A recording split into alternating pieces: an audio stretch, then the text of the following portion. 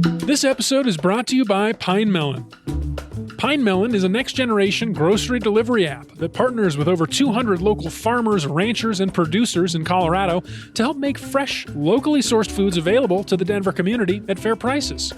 And this month, Pine Melon is celebrating Earth Month by highlighting their commitment to sustainability. They keep their supply chain efficient to help reduce carbon emissions and offer same-day delivery to help reduce food waste. And as a special thanks to CityCast listeners, you can use the code CityCastDenver for $75 off your first order. That's Pine Melon, the farmer's market delivered.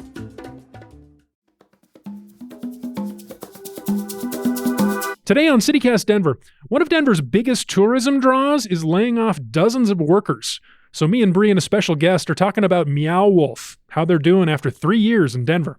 Plus, it's 420 tomorrow, and we've got a mile-high take on the Dream Blunt rotation and our wins and fails of the week. Also, heads up, this episode is explicit. Today is Friday, April 19th. I'm Paul Caroli, and here's what Denver's talking about.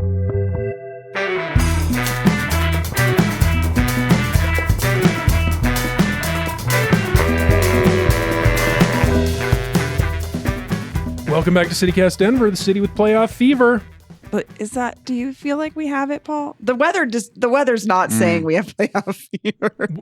No, it was snowing earlier, which was weird. Yeah. Plus, the Avalanche have not been good going into the playoffs. Oh, boy. Pulled the Winnipeg Jets. Jets. They haven't? No, it's not been great. Smoked on like 7-0 over the weekend. And then, Nuggets have been looking good. Yeah, the Nuggets had a bad game against the Spurs, which is annoying to me because I have a rivalry with someone. But other than that, they're doing pretty good. Yeah, and then everybody hates the Lakers, so everyone's rooting for the Nuggets. I can't wait. What's happening with that this week? Something was happening with the Lakers and the Nuggets again. Saturday. Yeah, so it's the first game of the playoffs. Exactly. The Lakers won won the matchup? Yeah. They won the play-in, and so now they play the Lakers.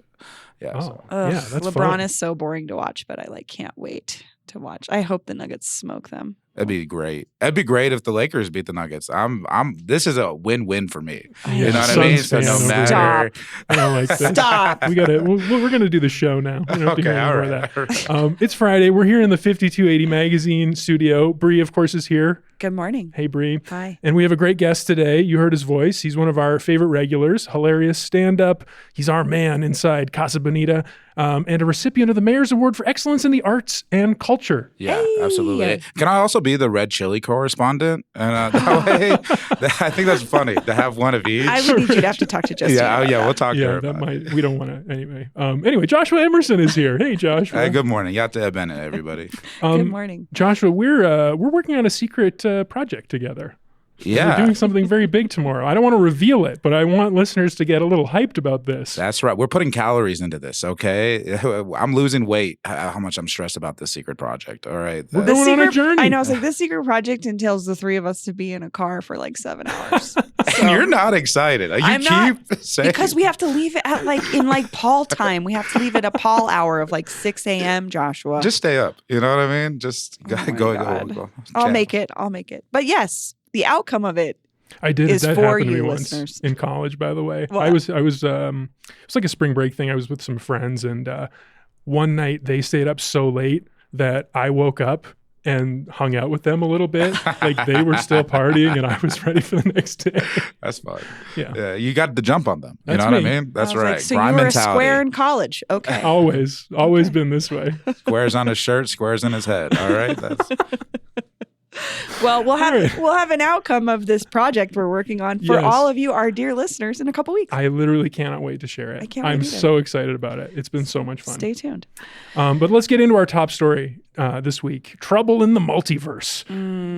The immersive art and entertainment company Meow Wolf announced Wednesday they'll be laying off 165 people, not all, but including at Denver's Convergence Station, where workers a couple of years ago unionized. But we've been following this story since they opened, and long before that, actually, Bree, in your case. Yeah, I mean, I've been following the Meow Wolf, the evolution of Meow Wolf since, the last 12 years, I think. Since before they even called it Meow Wolf.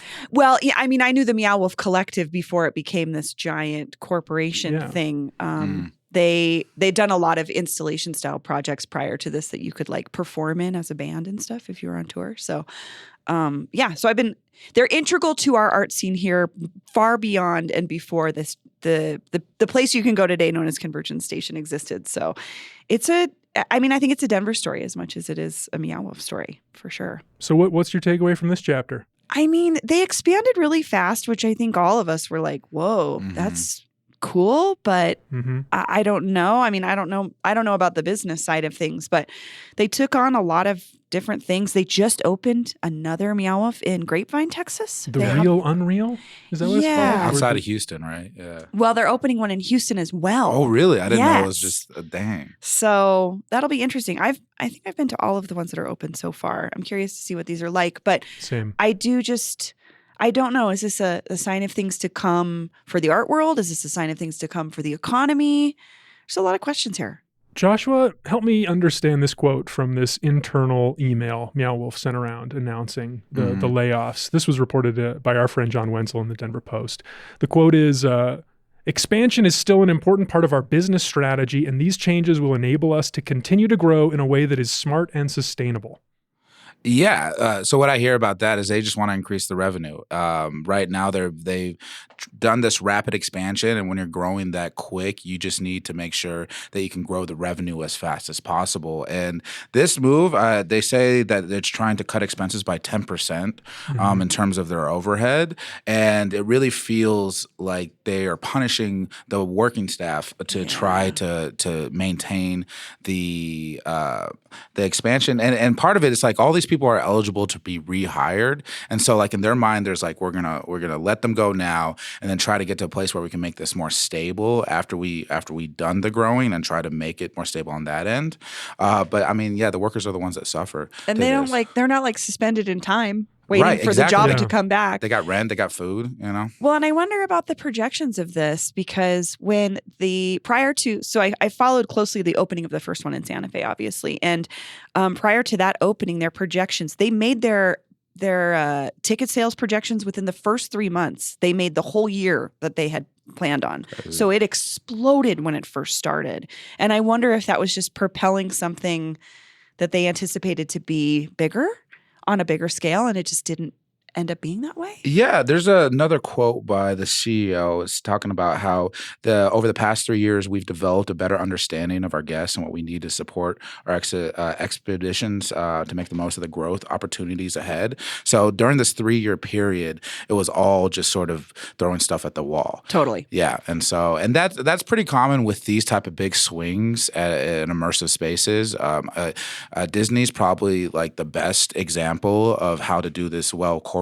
And even when they opened up Avengers, there's a lot of talk about how they changed it about a year in because they didn't know what worked best until they tried it out and then took notes and then reported back. So it's pretty common with these corporate like how they make the decisions. Immersive, yeah. That reminds me how they changed or they updated the Santa Fe one a few years back, and they added a lot more content. They got artists back in to like beef it up. Yeah. And it kind of made me think, I don't know, here's my theory about what's going on, see what you two think about this. But I think that the Denver Meow Wolf was kind of playing to two different audiences. I feel like they're a really big tourist draw for out-of-towners, for sure, which like the city of Denver has embraced and loved. And I mean, I've taken out-of-towners there. It's a fun thing to do while you're in Denver. It's impressive. Yeah. It's a very cool, special thing. It's an impressive thing that we have that nobody else really has. But for those of us who live here, and that's the other audience, I think it kind of gets a little bit stale. Well, I think like you go back 3 times, you've seen it. Yeah, and the price point is not super friendly to locals going regularly. It's not like with like the Denver Museum of Nature and Science or like the zoo where they have a membership. They do, but it still feels too expensive to me, to be honest with you, to make it worth it. Yeah. But yeah.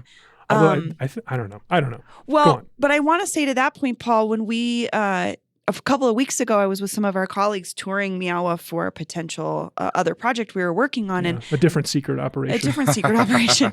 And they told us that there are new installations on the horizon. So they have so they have a planned rollout, I think, of adding to it. Because that's the thing about if you've been to Convergence Station, there are probably, I don't know, a dozen doors or something that don't go into anything yet that we just don't know about. Sure. So I think that they built that, obviously, with that in mind to expand it and change it. as to how that will play out for locals wanting to be re-enticed to go there, I don't know. That's a good question. That is so exciting because that's all I want from them. I love the content. I love everything about it, but I want more. But what's weird to me, Paul, though, is like I don't feel that same way about Casa Bonita. Yeah, well, because Casa Bonita has been able to take the best nostalgia. True, there's that. You know component. what I mean? And the big thing with Casa Bonita is that it does have that longevity where people remember, like on field trips, going back to Casa Bonita, and so you're able to take that nostalgia for the older people, and then we make a really big point to try to connect with kids, make those memories with kids, and so it's becoming multi-generational in terms of building these nostalgia and these magic moments so that you can relive the experiences that you felt when you first went to Casa Bonita, even though it smelled and had bad food. That was whatever. Loved it. Loved every minute but of it. You want to see the cliff divers every time because that's why you're there. And Meow Wolf, you maybe seeing the giant robots doesn't give you the same kind of dopamine burst. And I'll tell you, it's frustrating because I've been to the Santa Fe one a bunch of times, and it was so fun the first time I went, and it's continued to get worse and worse as an experience. This is all anecdotal, but for me, it became more expensive, and then it was more busy, I guess, and that really took away from it for me. Interesting. Also, I think the Santa Fe one to me shines more because the venue is part of the immersion. Yeah, and I think here I understand smartly they designed a separate venue so they could operate it and operate the exhibition separately. But that isn't as enticing to me to go see a show there. To be honest with you, it's cool. You can go in and they projection map the whole room and the Perplexiplex. Yeah, it's a beautiful space. Yeah, but the one in Santa Fe was so memorable to me, and I had such a great experience seeing a show there. And I also love the immersive aspect of Omega Mart in Las Vegas because it has a very specific. You're in a store, and that alternate reality is so clear, and that's what I love the most about that one. And I think sometimes Convergence Station suffers a little bit from there's so much. There's so much. It could use a bit of a stronger through line. Yeah, I think so. The story's not as clear to me as the one in Santa Fe. Right.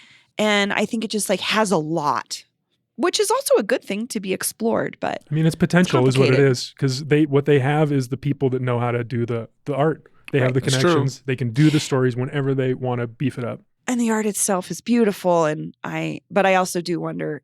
I know half the artists that are in there. That makes it enticing to me to go in. I don't know if the general public has the same experience or if they're just like, it's cool, you know? Yeah. Yeah, and I like the best thing about Santa Fe is the way that they're connected, and then the different installations. Which I really missed out in Denver. Well, and we've talked about this a little bit before, but we had this gentleman, Dave Thomas, the professor of fun, on to explain what makes Casa Bonita in particular fun in its design. And Santa Fe's Meow Wolf taps into something he talked about, which is that you're inside, but you're outside, but you're inside. You walk into that space, which is an old bowling alley, and you are suddenly outside in front of a house. And you feel that this disconnection with reality in a way that's really cool, which is what makes Casa Bonita work. And I think Convergence Station doesn't have that thing. It could. It could. Yeah, for sure. We have to do a couple of disclosures here. This is the transparency portion of the program because Joshua, you said we a minute ago when you were referring to Casa Bonita. Because you're an employer or you're an employee. You are a professional in the immersive art industry. Yeah, that's true. And there's a little bit of crossover between the immersive actors. They do it a little bit differently at Meow Wolf, where the immersive actors sort of get a lot of control over what they're doing, and so. There's not as much of like a script. Exactly. And so that they're given a little bit more freedom. But I mean, I have heard just through the grapevine that that these layoffs, like the staff knew that they were coming. Yeah. And it's crazy because this was a leaked internal email. So obviously people there on staff aren't happy about this. I keep thinking back when Meow Wolf opened up here in Denver on the stage, there was like 2 rows of people and they felt very separated. There was the creatives and then there was the business people. Yeah. And the corporate offices are in LA and New York, which means that they're going after the biggest bucks. They think they're a nationwide brand. And these decisions are coming out of the place that are separated from the art. They're fully like their CEO used to be with Viacom. That's what I'm saying. You know? Let me say something about what you just said. You said it was not a surprise to the employees that this was coming. I think that's a really good thing.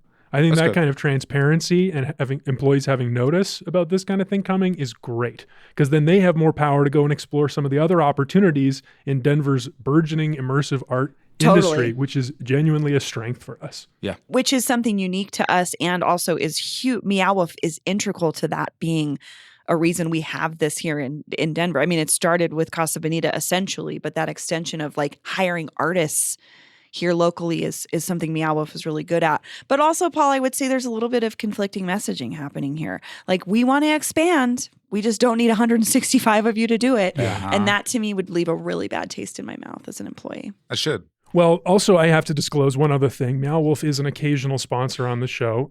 That doesn't have anything to do with the way we just talked about it, as I think will be clear from the content of the conversation. Well, and you can also go back and hear some. We did a whole show on Meow Wolf before it opened, so we've been following the story for a long time. Yeah, we'll put some links in the show notes to all of our coverage of like when the workers unionized, Bree, your personal connection to the nightclub on Q Street, which was just a very memorable episode. But honestly, listeners, I want to hear from you. Meow Wolf it's about 3 years old now. This is now, we're past the hype. We've now settled into this new phase. And what does it feel like to you? How do you feel about Meow Wolf at 3?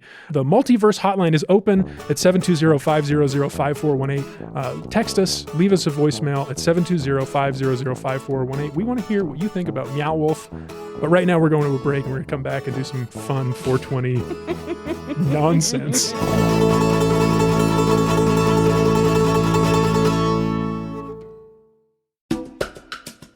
This episode is brought to you by the Museum of Outdoor Arts. Because on Sunday, April 28th, the museum is hosting La Primavera Festival, a celebration of spring, to kick off event season at Marjorie Park. La Primavera Festival is a family-friendly event inspired in part by the Gaelic Bealtaine celebration and European May Day, marking the beginning of summer. And the star of the show is really something special. They're premiering the latest permanent installation by local artist Lonnie Hansen. It's called The Cabinet of Curiosities and Impossibilities. Hansen describes it as an enchanting homage to English curio shops, featuring a collection of relics from fairy tales and nursery rhymes that tell stories about early optics, geometry, magical tools, celestial wonders, and more.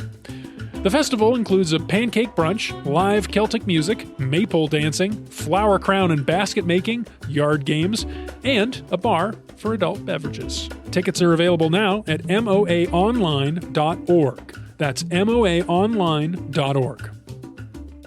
All right, we're back. It's 420 tomorrow. Yeah. I love that reaction. That's about how I feel about it. I'm not going to be celebrating, not any more than I normally would on a Saturday, I guess. Like, I'm not going to Civic Center. Are you all going to Civic Center for the concerts? Is there somebody I like there? Was the Gucci bass player Mane? guy? Gucci Mane's there. Murs, a guy I like. Is Wiz Khalifa? No, gonna be he there? usually does do it though. I don't know. We sound like a bunch of old people. I love Gucci Mane. I do Do too. you? Yeah. There's one great. album where he got out of prison. Bree and I were talking about this earlier this week. Because we each have different I'm a Gucci Mane. pre-prison. Yeah, she likes State pre-prison. versus Radrick I like Davis album. But post-prison. Yeah. I think Mr. Davis was like, that was the one. it's good stuff. I don't have an opinion. It's just really funny that y'all do. Well, that is not what we're doing No, on we're not 420. going to be there. We're going to be in our imaginary blunt rotation that we're going to create right now. Explain the premise, Bree. What are we doing here? Well, Paul, you and I went back and forth about nightmare blunt rotation or dream blunt rotation. Like which one? Like if you could create the circle that you're going to smoke weed with, should it be the dream one or the nightmare version? Yeah. Denver style. Denverites, dead or alive? Dead or alive. And I came up with both, I actually did too. but I don't know. Where do we want to start? I can go first. Okay. All right. This Are is we a doing Joshua. we're doing This is- nightmare. this is nightmare okay. for This me. is who All would right. be in your circle. Okay. All right. This is going to sound mean, but Governor Jared Polis would be. But I think. Too much of a square? Well, I think his voice is kind of annoying, and I feel like that would get played up. And I feel like when he gets high, I feel like he just will not stop talking. He's an obsessive, is That's what what he I'm is. saying. I think that might be what it's like to do it with me, because I also get that way, like go and fixate on something and like, yeah. Yeah, Paul's the Jared Polis of his own nightmare blunt rotation. Okay, who else? I add Nathan McKinnon. I just think Oh, he's yeah. too much of a from goody the two abs. shoes. Exactly. Yeah. And I feel like he would be so judgmental. Like he doesn't like fun. You know what I mean? Like No, he's not touching that blunt, by the way. Exactly. And he's gonna judge you for doing it. And just Yep. like you're not living up to your potential, Joshua. And you know what? I mean? He's going to be right. He's gonna be he'll right. be He's right. probably That'll one make of me the those- most mad. That'll He's an athlete, so he's maybe one of those optimization dudes where it's like Exactly. the most He is exactly that optimal guy. version of your body could not include weed. Yeah, we talked about this in the show years ago, but he did a commercial for this Canadian chain coffee restaurant, Tim Hortons. That's right. Iconic. He did it with his best friend, Sidney Crosby, who's Uh-huh. been like one of the best players in the league for like 20 years. They're both from Halifax, Nova Scotia, Halifax. the Maritime Provinces. Halifax. I'll go on Canadian geography. Thanks for asking. No, but they did these Tim Hortons ads, and McKinnon clearly got like really competitive because they were being like workers at a Tim Hortons. They were getting trained, and Crosby was having fun with it, but McKinnon was like, "We got to get these orders." He'd also be your nightmare coworker at your fast yeah. food job. 100%. But yeah, he might win the Hart Trophy. So Yeah. Yeah, and then he can do whatever he wants. Okay, Exactly. who's your last in the circle? Councilwoman Sandoval. Really? Yeah, just Her because. family owns Tamales by La Casita. She could at least bring the goods. Which is great, but anybody that's that big of an advocate for single family only zoning, I could never get high with. All right, that's just a personal. Wow. That's a big Wow. deal. One Direct issue. your complaints to Joshua's Instagram account. I know. I was like, she seems like the homegirl to me, but that's a fair point. Legislatively, if she doesn't jive with what you're into, Right. that could be a problem when you get super high and you want to Oh. talk about something like single family Get zoning. heated. You know what I mean? Throwing tamales at each other. All right. That's a good circle. Shall I go? Go for it. I Paul. have two people in my nightmare blunt rotation. Just two? Two Johns. Two Johns. Yep. John Elway, Oh, yeah, for Ooh. sure. 'Cause probably high tolerance, lots of stories braggadocious. before I was born. Gonna make the blunt wet. And, Yeah. um, Again, also could bring us food from Elway's, but That's true. oh yeah, watch out, Paul. The pantyhose cover on that pop filter is trying to get It in got in your your mouth. mouth. it did get in my mouth. That was hard. It's been flying around trying to get in your mouth. Okay, anyway, the John other- Elway. Elway's one, and then John Hickenlooper. Senator John Ooh. Hickenlooper, former governor. I have interviewed guys him are hating before. on the I hope to talk squares. to him again. I drink a beer with Hickenlooper, but yeah. That's my thing. I feel like he would only know the boring stuff about weed because he was governor during the rollout and was Yeah. like not that into it. Yeah. So he probably knows a lot about the policy. He'd be the Debbie Downer too. hmm And then also he famously doesn't remember faces, which I feel like would make me I paranoid. always find that to be. What? Because we did meet once. Is this real? Would he know Is me? face blindness? Does he I know don't me? thing Do I he know has? him? Who's like? This is a made-up disease. It might That's not be. I don't know. that is a thing about our former governor, current junior senator. Junior size. Is that so? That's it. It's just you That's and my two nightmare Johns. blood rotation. Well, Yeah. your problem right there is three white guys, Paul. That's right. Yeah.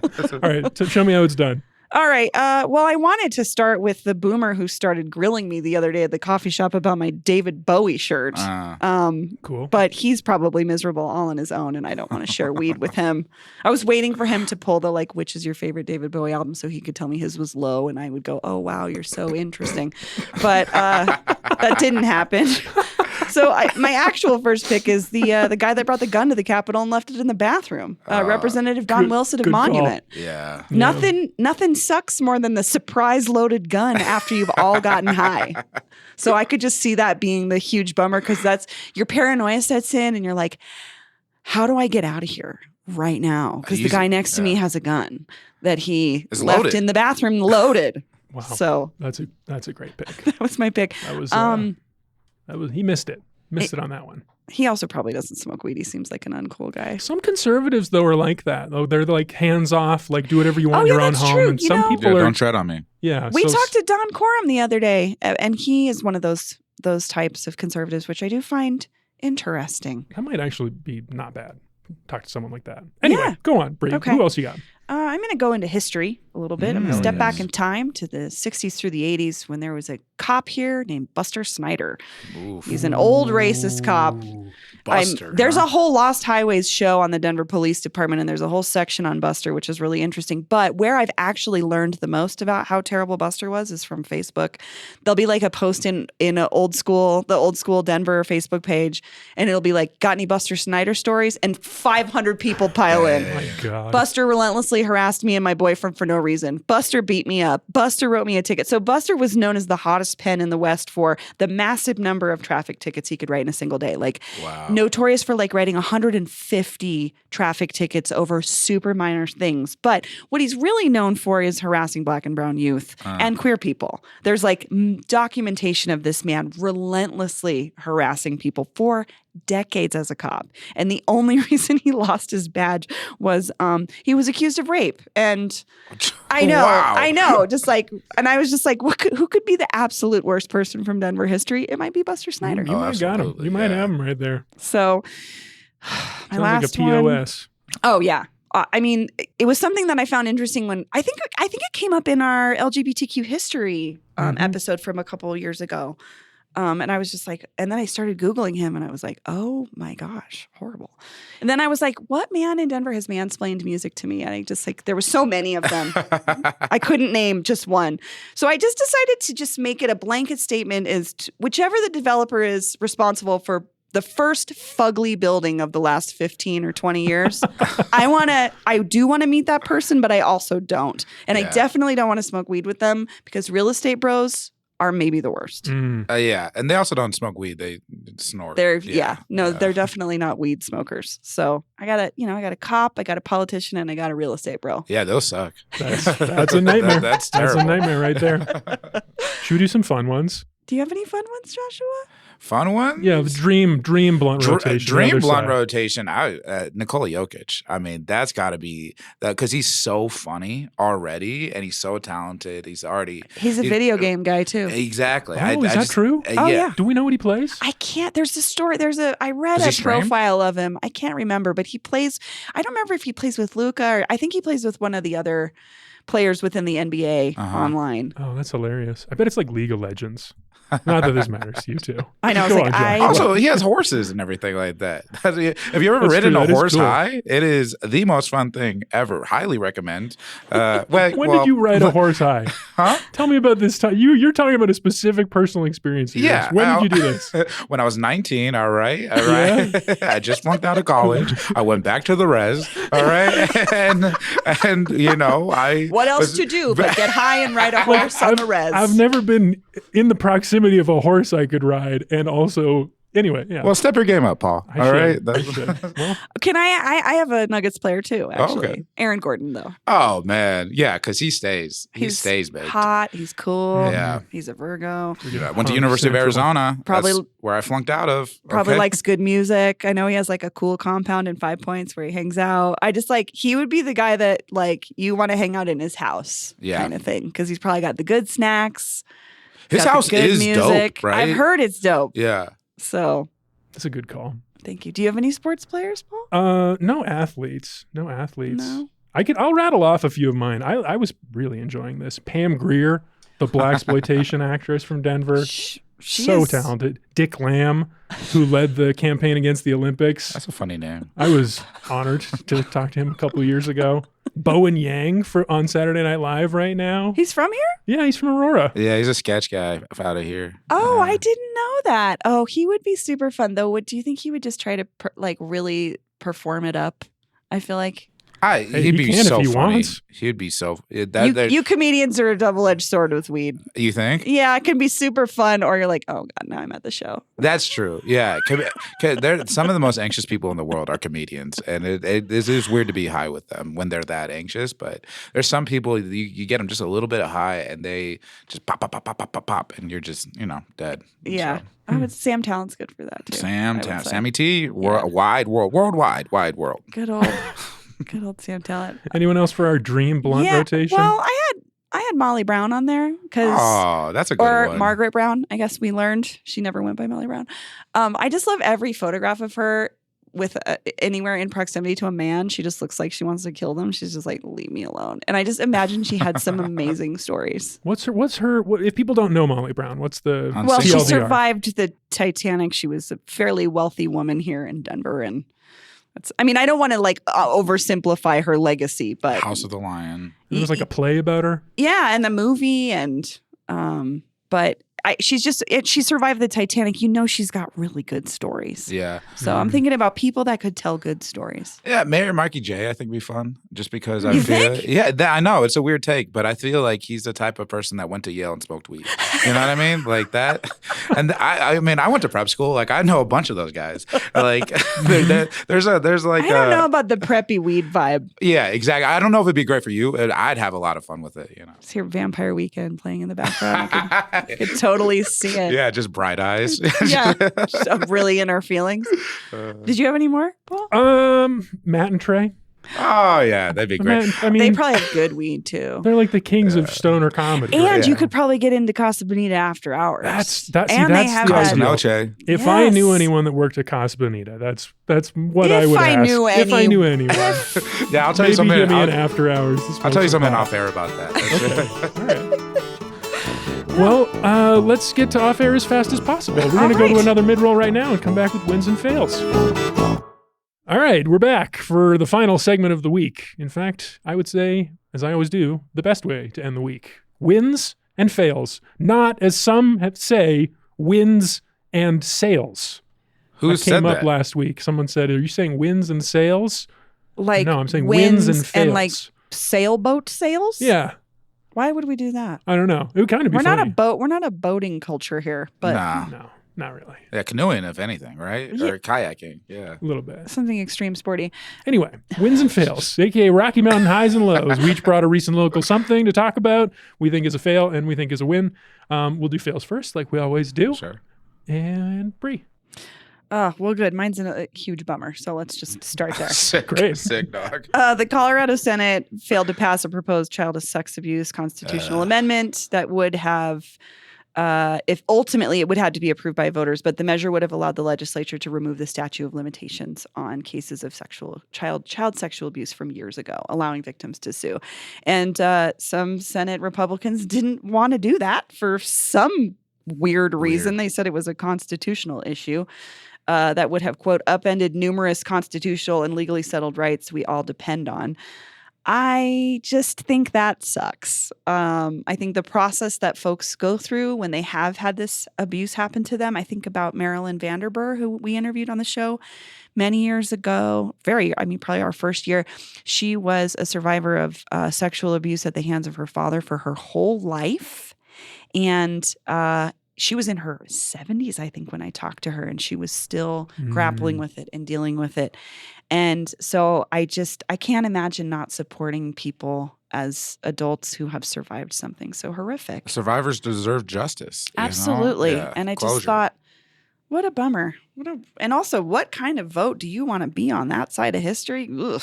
Yeah. Yuck. You can see the names who voted on it. You know what I mean? So. Name and shame. That is one of those where I just don't. It doesn't immediately click for me why you would vote against that. What could be these constitutional reasons that you would want to maintain? Maybe it's like because it's the statute of limitations, right? So if there was an alleged crime that happened decades ago, that someone would be able to sue for a more. I even think about like the sex abuse scandal within the Catholic Church and how many folks didn't come forward until, because a lot of times you don't feel safe to even come forward about it until you're in a place in your life where you can. Right. And that might mean you're in your 50s or 60s or 70s. You know what I mean? And so it just sucks because everybody was a kid once, and that's such a foundational time for your experience in the world. And children look to adults to be safe and keep them safe. And when adults don't keep them safe, it impacts you for the rest of your life. And I wish that more people cared about that. So, yeah. Well, anyone have a less bummer? Yeah, I got one. My fail is my own personal fail. I left my cell phone in a lift last night, which was terrifying. I have so much stuff on my phone, and it's so easy to do. Like I was just talking to the Lyft driver about comedy, and I was listening to YouTube, but he wanted to talk, and so I just sat on it. I forgot I was sitting on it, so I've done that. I just went up and went out of the thing, and 20 minutes after he leaves, I'm like, oh no, and there's no good way. Like, and what do you do? Yeah, exactly. Yeah, email Lyft. That's exactly from what a I desktop? did. I got my laptop out, and they have like a lost and found form, and I'm just praying that it eventually gets to the driver. I don't even know the driver's name. I have everything. Because you can't look at your phone. Exactly. There's so much on my phone, and I have like comedy videos on there and posters, and I was crying, and my dog lost respect in me. You know what I mean? Like, you ever messed up so bad your dog loses respect for you? It hurts, man. It was tough for the Emerson household last night. But you got it back, right? We did get it back this morning. That's right. That's it. How did it happen? So you emailed them, and they were just like, "Here's the driver." No, so I emailed them, and then they emailed the driver specifically. The driver had realized another passenger had realized that the phone was in the back, and so thankfully he told the driver, alerted it, hey, the cell phone's in here, you're probably going to get some calls. And then he emailed the people back, which I was associated with my email account, and was able to give him my girlfriend's number, and he called that, and we're able to fix it out. But huge shout out to my girlfriend. I love you so much. Thank you for letting me use your phone and your car. I'm going to get it back to you in about an hour. I'm sorry.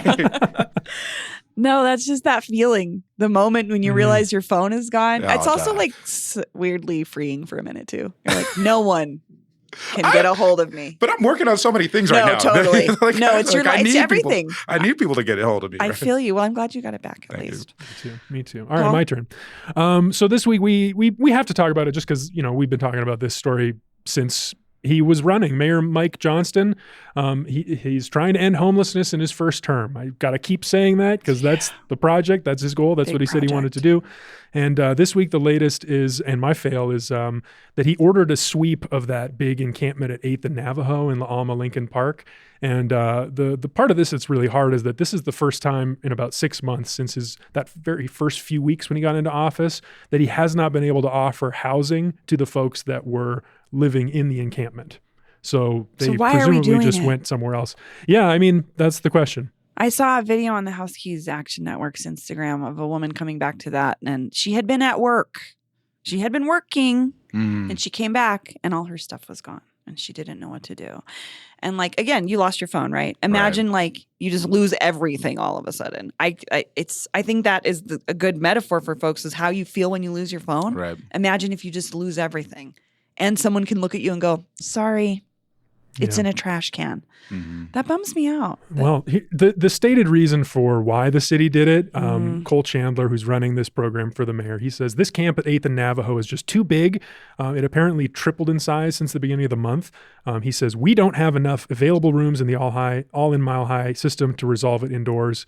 And then also I think is interesting is there was a resident of the neighborhood, Brenda Bly, was talking to the mayor at a recent forum about this, and she was just talking about her experiences around this camp. She says, they're defecating the alleyways. This is horrendous. I can't even open my gate without feces. There are needles. There was a boy sitting in the alley, took his sock off, and he was getting ready to inject himself. That could have been my son.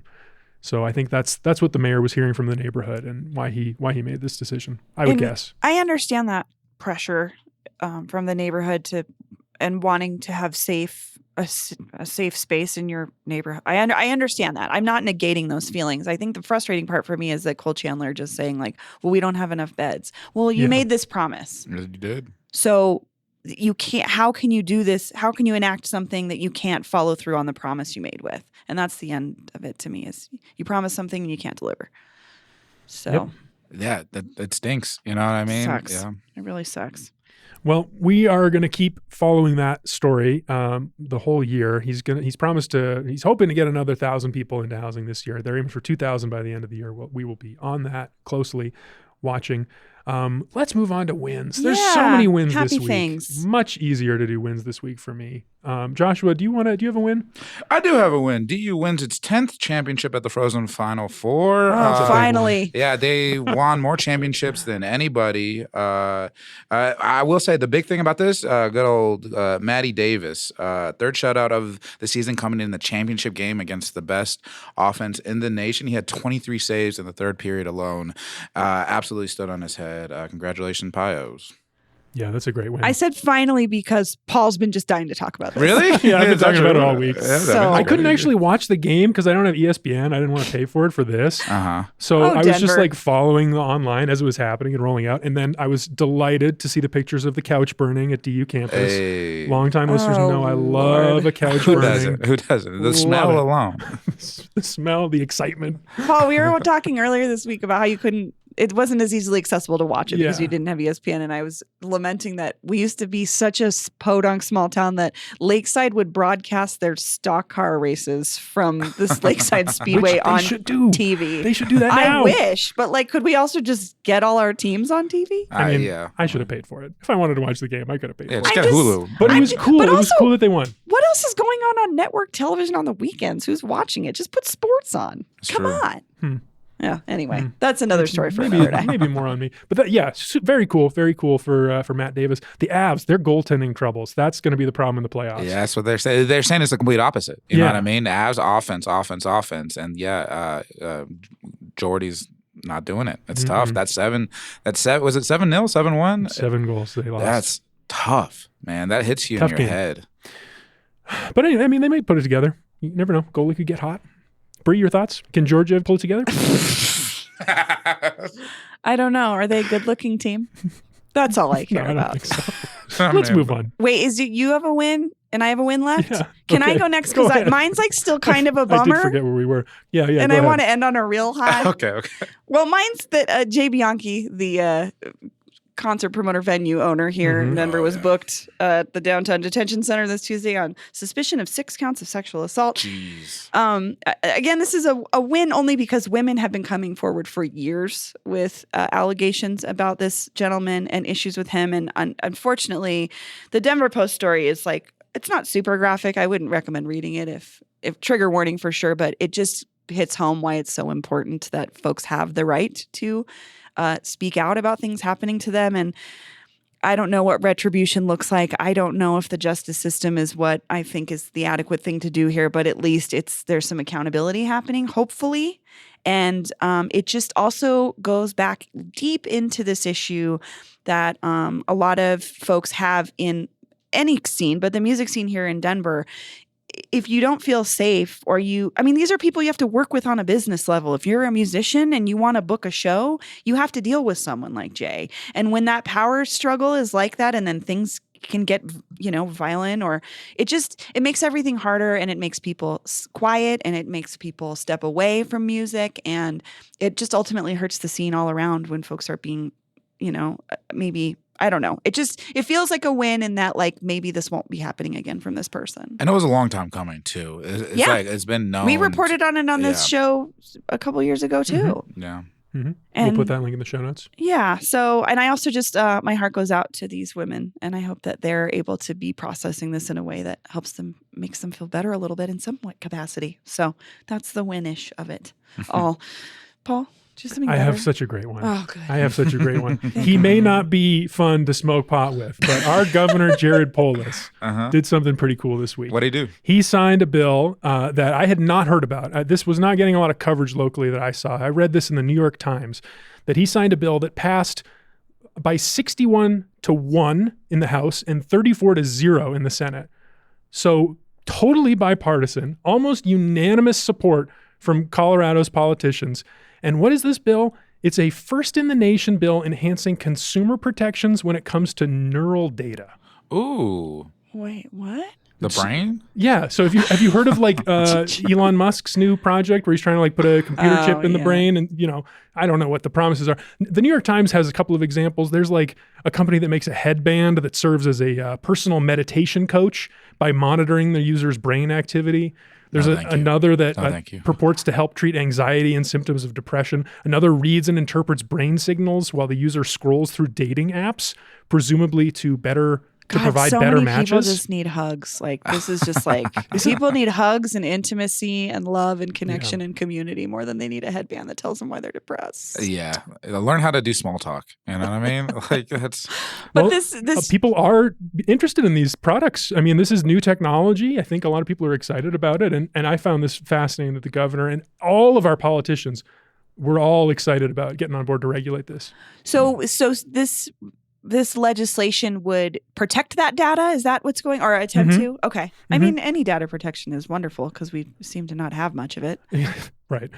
Specifically what it says is, this is the New York Times again, the bill expands the definition of sensitive data in the state's current personal privacy law to include biological and neural data generated by the brain, the spinal cord, and the network of nerves that relays messages throughout the body. Interesting. Yeah. I mean, it feels like for the first time they're maybe getting ahead of the technological stuff legislatively, which sounds like historically we have not been very good at doing. So who's the one vote that voted no? What a dork. Who's this dork? I'm going to put that in the show notes too. I didn't look that up, but I will put that person in the show notes so we know. I mean, Google is in Boulder, so I mean, that's where I'd imagine. Hey, 3 cheers for data privacy. I think all these big companies are working on stuff like this. That's right what I'm now. saying. Oh, yeah.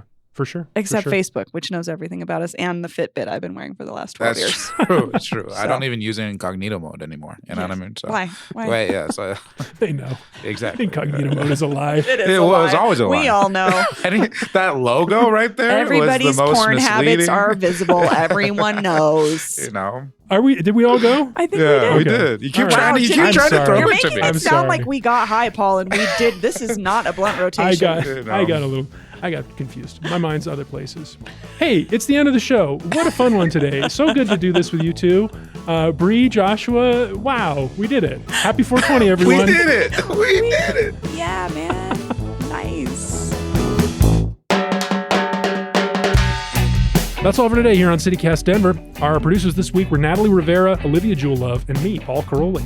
Peyton Garcia writes our morning newsletter, Hey Denver. Bree Davies is our host. Our music is by Los Mocochetes, with additional mixing by Tyler Lindgren. If you haven't already subscribed to the show wherever you get your podcasts, follow us on Instagram at CityCast Denver, and tell Gucci Mane about us next time you see him. You can sign up for that daily newsletter I mentioned and learn more about us at denver.citycast.fm. See you next week.